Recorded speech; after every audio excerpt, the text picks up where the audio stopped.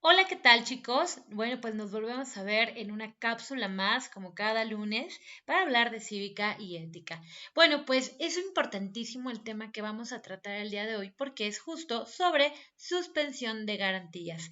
Esto ya lo hemos visto en cápsulas pasadas, cuáles son las garantías constitucionales que tenemos los mexicanos, como la libertad, la igualdad, la vida, la educación, la salud, ¿no? Sin embargo, vamos a recordar que en términos del artículo 29 de nuestra Constitución, estas se podrían suspender o se conoce como un estado de excepción. Pero antes de eso, vamos a un concepto. De Silva, en 2008, nos dio este concepto. Es esta necesidad política que van a tener el órgano gubernativo, es decir, el Estado, nuestros tomadores de decisiones, para que mediante acciones rápidas y con enérgicas se mantenga el orden y la paz pública. Y entonces, para poder hacer esto ante una situación, bueno, se eliminarán radicalmente algunas situaciones, circunstancias que puedan agredir los intereses sociales. ¿Les recuerda o se les hace familiar con lo que estamos viviendo en la actualidad? Pues sí. Sin embargo, vamos a ver cuáles son los requisitos para que se dé una suspensión de garantías o también llamada estado de excepción.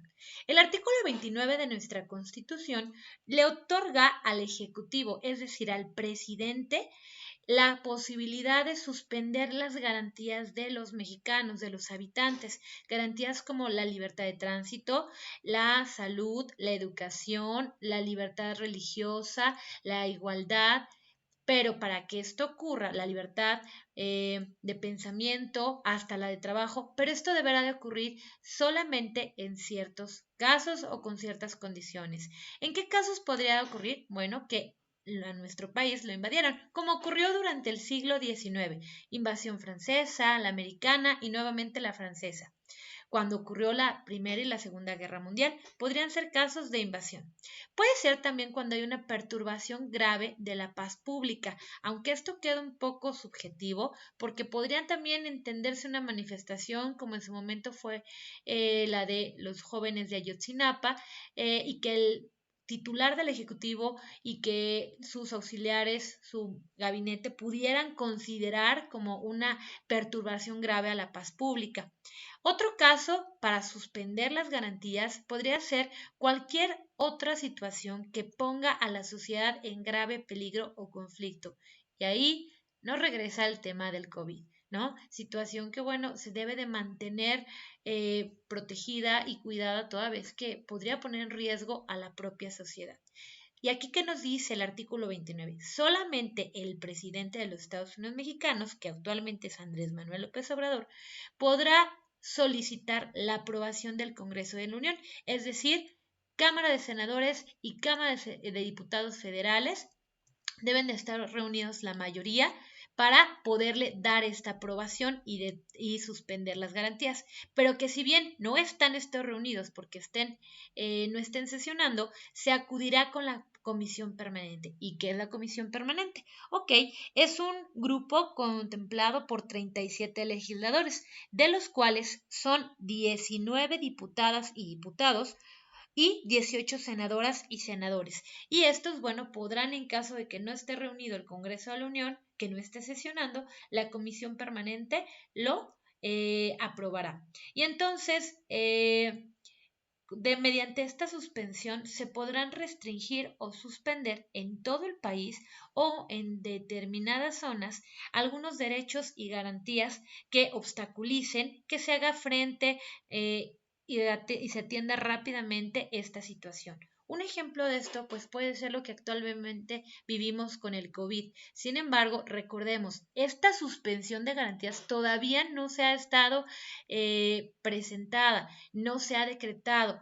Se han tomado medidas en términos de la Ley General de Salud como hacer que las clases sean virtuales, cerrar algunos negocios comerciales, suspender o limitar la libertad religiosa, la libertad de asociación, la libertad de tránsito.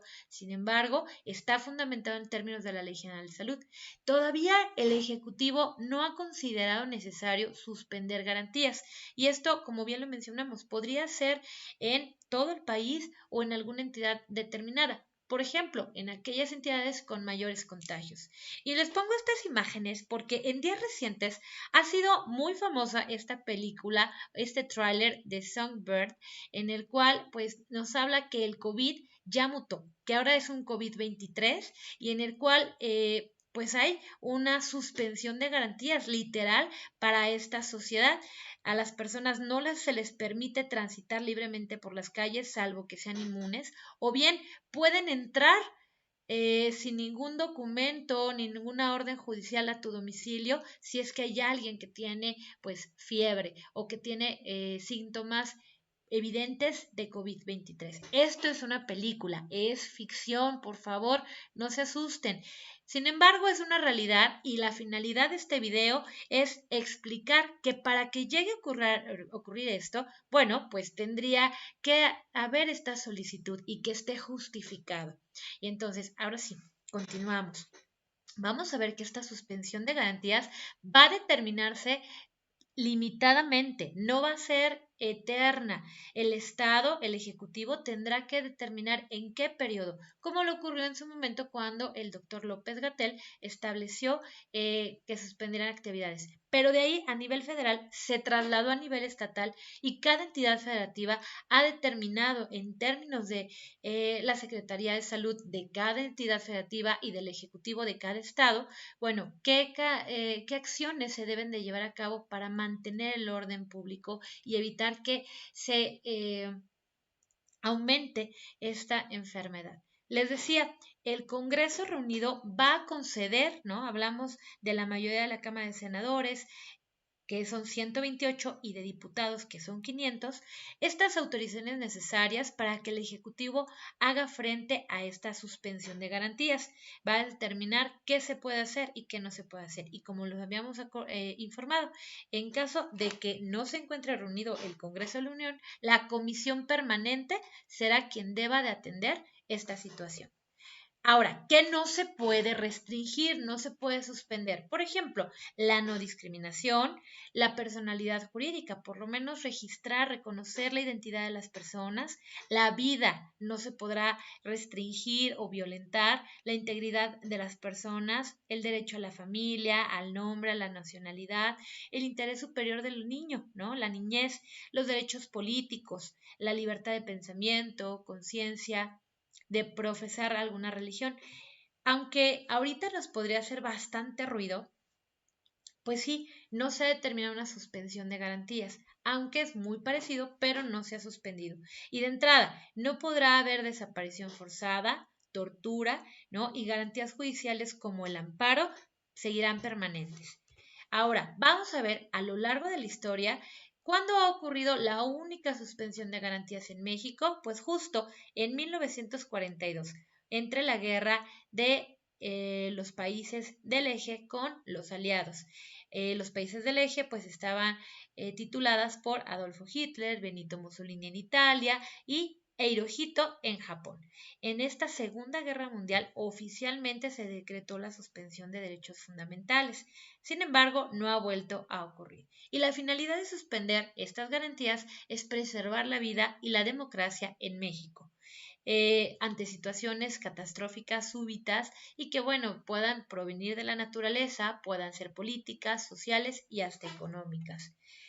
¿En qué otros momentos se podría entender que también se podría dar una suspensión de garantías? Bueno, ante situaciones de la naturaleza. Por ejemplo, la explosión de algún volcán, inundaciones, terremotos. Hemos visto cómo por medio del Ejército y la Fuerza Aérea Mexicana se realizan actividades de auxilio a la población que han sido afectadas por estos desastres naturales. Sin embargo, ¿dónde podríamos ver que se suspende o se podría suspender ante una catástrofe natural? Cuando se le pide a las personas salir de su domicilio, la Constitución otorga la garantía de que nadie podrá molestarte en tu persona o en tus cosas y tampoco podrá privarte de ellas. Y entonces, mediante la suspensión de garantías, el Estado puede suspender este derecho a la vivienda, a no molestarte, a no privarte de tus bienes, pero tendrá que ser justificado.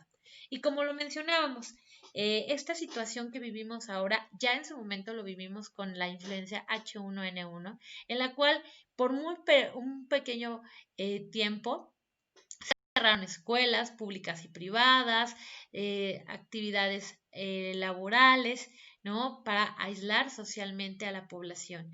Sin embargo, vamos a ver que nada tiene que ver o es muy distinta el tiempo que se suspendieron estas actividades, que fue la influencia en 2010, contra las que estamos viviendo ahora en 2020.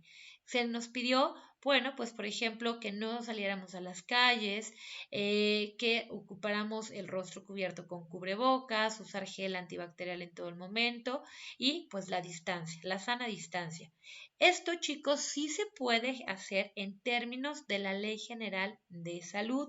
Entonces, recordemos, este video no es para entrar en caos, sino para explicar lo que está ocurriendo. No estamos viviendo una suspensión de garantías. ¿Por qué? Porque en términos de la Ley General de Salud se está limitando la salida de la población. Pero en caso de que el Estado lo crea necesario, que el presidente crea que tenga que sancionarse, suspenderse garantías, bueno, pues lo hará en términos de este artículo.